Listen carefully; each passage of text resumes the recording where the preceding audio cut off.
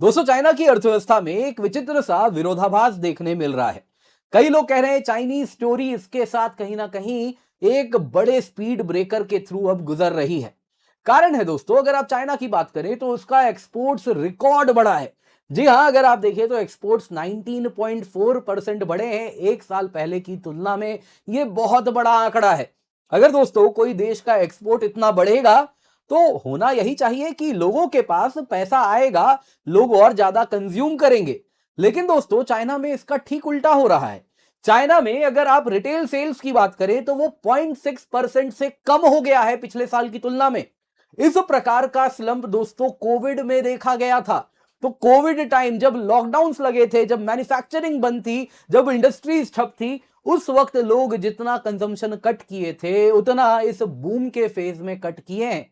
सवाल यहां पूछा जा रहा है, आखिरकार ऐसा क्या हुआ है चाइना की अर्थव्यवस्था में कि वो एक्सपोर्ट बढ़ा रहा है लेकिन लोगों तक वो पैसा नहीं आ रहा है, लोगों में खुशहाली नहीं हो रही है। तो उसके पीछे क्या कारण है? दोस्तों आप देख सकते हैं इस पर काफी ज्यादा चर्चा की जा रही है। चाइना का एक्सपोर्ट 19.4% बढ़ा है एक साल पहले की तुलना में। और इसमें भी विरोधाभास दिख रहा है।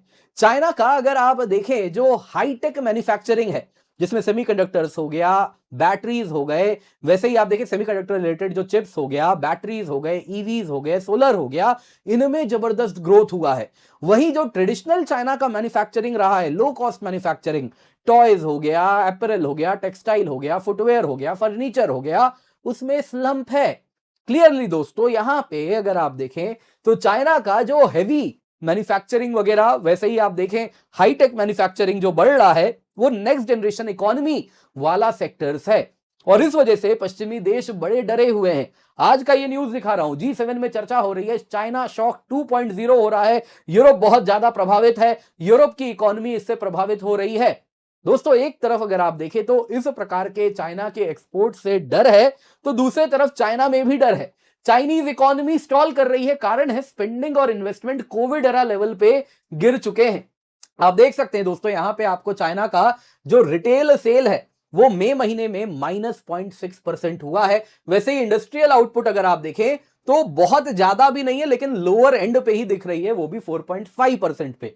इसमें अगर आप देखें तो अब चाइनीज मीडिया भी इसे कवर कर रही है कि चाइना में पहली बार रिटेल सेल्स ड्रॉप हुआ है 3 सालों में। और इसके साथ चर्चा हो रही है कि चाइनीज इकोनॉमी को स्टिम्युलस देना होगा। अब एक्सपोर्ट्स इतना बढ़ रहा है, फिर स्टिम्युलस क्यों चाहिए? कुछ तो चाइना में फंडामेंटली गलत है। चाइना में अगर आप देखें तो लोगों के पास कहीं ना कहीं पैसा वो खर्च नहीं कर रहे, इन्वेस्टमेंट अगर आप देखें तो हो नहीं रहा है, सेविंग जरूर है, लोग पैसा बचा के रख रहे हैं। उनके मन में काफी ज्यादा एक डर है। वो डर क्या है आपको मैं आज इस वीडियो में हम चर्चा करेंगे। और वैसे तो दोस्तों हमको लगता है कि ये दो कहानी दो अलग अलग है, कि चाइना का एक्सपोर्ट बढ़ रहा है, डोमेस्टिक कंजम्पशन गिर रहा है। लेकिन दोस्तों वास्तविकता यह है कि दोनों ही एक सिक्के के दो पहलू हैं, दोनों कहानी आपस में जुड़ी हुई है। तो क्या एग्जैक्टली हो रहा है, आइए जरा आज के इस वीडियो में इसी पर चर्चा करते हैं। पर इससे पहले आगे बढ़े आपसे निवेदन है, वीडियो लाइक करें, चैनल सब्सक्राइब करें, बेल आइकन अवश्य दबा दें। इसके सिवा दोस्तों आपको मैं बताना चाहूंगा, आपके लिए हम 16,999 रुपए में एक साल की यूपीएससी सीएससी सब्सक्रिप्शन एक बार फिर ले आए हैं। और 2 साल या उससे अधिक की आप सब्सक्रिप्शन लेते हैं तो आपके लिए सीएससी एश्योर भी आ गया है। लेकिन दोस्तों लिमिटेड पीरियड ऑफर है, कुछ ही घंटे बचे हैं, तो इस सबसे कम कीमत पे आप सब्सक्रिप्शन ले सकते हैं। यह कीमत आपको तब मिलती है जब आप कोड KC10 यूज करते हैं। दोस्तों अगर आप 3 साल की सब्सक्रिप्शन लेते हैं तो इस वक्त आपके लिए मात्र 28,999 रुपए में सब्सक्रिप्शन उपलब्ध है on using the code KC10। तो मेक श्योर इसका फायदा उठाएं, लिमिटेड पीरियड ऑफर है तो इसको अपने हाथ से जाने ना दें। सबसे पहले दोस्तों आइए जरा देखते हैं बिग चाइना स्टोरी क्या है। जो विरोधाभास है उसको जरा नंबर्स में देखते हैं। मई 2026 में चाइना की इकोनॉमी की बात करें तो उसमें एक्सपोर्ट्स 19.4% से बढ़ा पिछले साल की तुलना में। इंडस्ट्रियल प्रोडक्शन रिबाउंड किया, 4.5% पे आ गया है। लेकिन डोमेस्टिक डिमांड कोलैप्स कर गया है। अगर आप देखें तो वो कोविड लेवल्स पे आ गया है। रिटेल सेल्स -0.6% है। अर्बन फिक्स्ड एसेट इन्वेस्टमेंट -4.1% है। ये क्या हुआ? ये आंकड़ा बताता है कि कितना ज्यादा Chinese businesses, property developers, local governments खर्च कर रहे हैं नए प्रोजेक्ट्स में। तो पिछले साल की तुलना में 4.1% कम पैसा इस साल खर्च किया गया है। ये एक बहुत स्ट्रॉन्ग इंडिकेटर है किसी भी इकोनॉमी के लिए। रियल एस्टेट में जो निवेश इस साल हुआ है वो 16.2% कम हुआ है। दोस्तों ये बहुत लो है। वैसे ही यूथ अनएम्प्लॉयमेंट, ये दोस्तों 16 से 24 साल के उम्र के जो लोग हैं, वो एक्सक्लूडिंग स्टूडेंट्स, वो जो नंबर्स है वो 16.9% है, यानी हाई अनएम्प्लॉयमेंट लेवल से यूथ में। वैसे ही दोस्तों अगर आप ये स्लो डाउन दिखे तो ये बता रहा है कि एक स्ट्रक्चरल इंबैलेंस चाइना में बहुत जोर शोर से आगे बढ़ रहा है, जिसमें जो स्टेट सपोर्टेड ओवर कैपेसिटी हुई है ईवीज में, बैटरीज में, सोलर्स में, सेमीकंडक्टर्स में, सर्टेन मशीनरीज में, वो सब दोस्तों चाइना स्वयं एब्जॉर्ब नहीं कर पा रहा है, वो एक्सपोर्ट करना शुरू कर दिया है और वो ग्लोबल मार्केट में ऑफलोड कर रहा है। चाइनीज हाउस होल्ड स्पेंड नहीं कर रहे हैं, बहुत कम बेयर मिनिमल स्पेंडिंग कर रहे हैं। पहली कहानी देखते हैं दोस्तों चाइना के एक्सपोर्ट बूम की। अगर आप देखें तो एक्सपोर्ट जैसा बताया मैंने 19.4% से बढ़े हैं, इंपोर्ट्स भी दोस्तों इस बीच में बढ़े हैं 27.4% से। लेकिन वो अगर आप देखें तो स्वाभाविक है, पिछले कुछ महीनों में इंपोर्ट्स ईरान वॉर की वजह से काफी ज्यादा हर इकोनॉमी में बढ़े हैं। इसके बावजूद भी चाइना का जो ट्रेड सरप्लस है वो दोस्तों मई महीने में अकेले 105 बिलियन डॉलर है। साल का ट्रेड सरप्लस 1 ट्रिलियन से ऊपर चाइना ऐसे ही बना रहा है। चाइना का जो शेयर है ग्लोबल गुड्स एक्सपोर्ट में वो ईयर 2000 में 4% हुआ करता था, आज वो बढ़ के 16% हो गया है। ग्लोबल गुड्स दुनिया में जो एक्सपोर्ट हो रहा है चाइना का 16% है। ड्राइविंग सेक्टर्स जो है दोस्तों चाइना की अर्थव्यवस्था में जो एक्सपोर्ट्स बढ़ा रहे हैं वो हाई टेक मैन्युफैक्चरिंग ग्रोथ है। अगर आप देखिए जो ऑटोज ईवीज की बात करें तो 40% इस बार उसके एक्सपोर्ट में वृद्धि हुई है पिछले साल की तुलना में। BYD ने अकेले 1.5 लाख से ज्यादा गाड़ियां विदेश में बेची हैं, 80% बढ़ा है पिछले साल की तुलना में। वैसे ही बैटरीज की बात करें तो $8 बिलियन का अप्रैल में अगर आप देखें तो एक्सपोर्ट हुआ है। वैसे ही सोलर एक्सपोर्ट्स देखें तो 68 गीगावाट सोलर कैपेसिटी जो कि रिकॉर्ड है वो मार्च 2026 में चाइना ने एक्सपोर्ट किया है। इलेक्ट्रॉनिक्स की बात करें तो ग्लोबल AI बूम से चाइना को बड़ा बेनिफिट हो रहा है। हाई टेक एक्सपोर्ट्स 50% से बढ़े हैं, इंटीग्रेटेड सर्किट्स प्लस 110% से बढ़े हैं, उसका एक्सपोर्ट बढ़ा है। दोस्तों कमाल की बात यह है कि ये वही सेक्टर्स हैं जिसमें चाइना ने पिछले कुछ सालों में सबसे ज्यादा सब्सिडी दी है और वो सब्सिडी का कहीं ना कहीं आप देखें तो हमें असर दिखना शुरू हो गया है। आज देखें अगर आप तो सब्सिडी से हुआ क्या कि मैसिव प्रोडक्शन कैपेसिटी हो गई है, लेकिन चाइना में इसकी डिमांड नहीं है, तो चाइना के पास और कोई ऑप्शन नहीं है एक्सेप्ट कि उसे एक्सपोर्ट कर दे। दोस्तों वही चाइना का जो ट्रेडिशनल सेक्टर था, लेबर इंटेंसिव सेक्टर, गारमेंट हो गया, फुटवेयर मैन्युफैक्चरिंग, टॉयज, फर्नीचर, वो स्टैग्नेट कर रहा है। पूरा का पूरा चाइना का एक्सपोर्ट ये सेक्टर्स ही कहीं ना कहीं चला रहे हैं, तो ये बड़ा इंटरेस्टिंग है जो हो रहा है। वहीं दोस्तों चाइना की अगर आप डोमेस्टिक इकोनॉमी देखें तो वो कोलैप्स कर रही है। रिटेल सेल्स 0.6% से गिरा है पिछले साल की तुलना में। ऑटो सेल्स 16% कम हुए हैं पिछले साल, यानी कि यदि 100 गाड़ियां बिकी तो इस साल 84 गाड़ियां बिकी हैं। दोस्तों ये बहुत कम है। भारत में जानते हैं रिटेल ऑटो सेल्स कितना बड़ा है, अगर 4 व्हीलर की बात करें 27%। चाइना में दोस्तों 16% गिरा है। भारत में अगर 100 हुआ था तो इस साल 127 हुआ है, ये बहुत बड़ा अंतर है। वैसे ही home appliances, furniture, building material, jewellery, सब के सब डाउन है। दिखा रहा है लोग पैसा खर्च नहीं कर रहे हैं। कंज्यूमर कॉन्फिडेंस दोस्तों चाइना में 90 पे आ गया है, ये एवरेज 108 पे होता था, तो आप देख सकते हैं कितना बड़ा ड्रॉप है। 108 से 90 आ जाना 17% 18% का ड्रॉप बहुत बड़ा अगर आप देखें तो ये ड्रॉप है। दोस्तों ये बताता है कंज्यूमर कॉन्फिडेंस कि वो कितने ऑप्टिमिस्टिक या कितने पेसिमिस्टिक हैं, कितने आशावादी या निराशावादी हैं इस बात को लेके कि कल को आज जो नौकरी है वो कल को रहेगी कि नहीं रहेगी, कल को उनके पास पैसा आता रहेगा कि नहीं रहेगा, कल को इकोनॉमिक कंडीशंस कैसे होंगे, कल को उनकी आर्थिक हालात कैसी होगी। ये सब के आधार पे कोई भी व्यक्ति ये निर्णय करता है कि वो पैसा खर्च करे या ना करे। तो ये दोस्तों दिखा रहा है कि चाइना में लोगों को भरोसा नहीं है कल को उनके हाथ में पैसा होगा या नहीं होगा। हाउस होल्ड सेविंग्स देखें तो वो बहुत ज्यादा हाई है। 30 to 35% ऑफ इनकम चाइना में लोग सेव कर रहे हैं लेकिन खर्च नहीं कर रहे। यह दिखा रहा है कि बहुत ज्यादा प्रिकॉशनरी है चाइना के अर्थव्यवस्था में लोगों का रवैया। उनको कहीं ना कहीं दिख रहा है कि आने वाले दिनों में अनसर्टेनिटी है, जिस वजह से वो पैसा आज सेव कर रहे हैं। यूथ अनएम्प्लॉयमेंट दोस्तों जैसा मैंने बताया 16.9% है, जो कि काफी अधिक है। अप्रैल में 16.3% था, ये और बड़ा है। इन्वेस्टमेंट अगर आप देखें तो जो फिक्स्ड एसेट इन्वेस्टमेंट है वो 4.1% से गिरा है जनवरी से मई में। वही अगर आप मैन्युफैक्चरिंग सेक्टर में फिक्स्ड एसेट इन्वेस्टमेंट यानी मैन्युफैक्चरिंग सेक्टर में कितना और कैपिटल एक्सपेंशन हुआ तो वो अगर आप देखें तो पहली बार दिसंबर 2020 से अब तक देखा गया है कि वो भी घटा है, माइनस में आया है। दोस्तों यहां पे डिफ्लेशनरी प्रेशर चाइनीज अर्थव्यवस्था में, कंजम्पशन नहीं है, चीजों की दाम दुनिया में बढ़ रही है, इन्फ्लेशन हो रहा है, लेकिन चाइना में 1.2% का सीपीआई है, कंज्यूमर प्राइस इंडेक्स इन्फ्लेशन है, जो दिखा रहा है कि ये बहुत कम है। ये बता रहा है लोग पैसा नहीं खर्च कर रहे हैं। तो मेजरली दोस्तों चाइनीज अर्थव्यवस्था में कंज्यूमर्स पैसा नहीं खर्च कर रहे, क्योंकि एक कारण है वेल्थ इफेक्ट। उन्होंने प्रॉपर्टी में, अगर चाइना की बात करें तो 70% जो हाउस होल्ड सेविंग था वो घर में लग गया था, प्रॉपर्टी में लग गया था। और प्रॉपर्टी में प्राइस ऐसा गिरा है चाइना में कि अब कंज्यूमर्स, उनके पास बहुत ज्यादा उनका कैपिटल इरोजन ऑलरेडी प्रॉपर्टी में हो चुका है, मल्टी ईयर प्रॉपर्टी बस्ट है, प्राइसेस गिरते ही जा रहे हैं और इस वजह से उनका पैसा अटक गया है, तो काफी पैसा इसमें बर्बाद हुआ है। दूसरा दोस्तों, अनएम्प्लॉयमेंट रेट भी, लेबर अनएम्प्लॉयमेंट यूथ में काफी ज्यादा है। पॉलिसी भी ऐसी है कि कुछ सेक्टर्स को ही ग्रोथ मिल रहा है, तो उसमें जो जॉब जा पा रही है उनका फिर भी ग्रोथ हो रहा है, लेकिन अधिकतम लोग इससे कहीं ना कहीं इसका हिस्सा नहीं बन पा रहे। दोस्तों इसके सिवा एक बहुत बड़ा फैक्टर है एजिंग।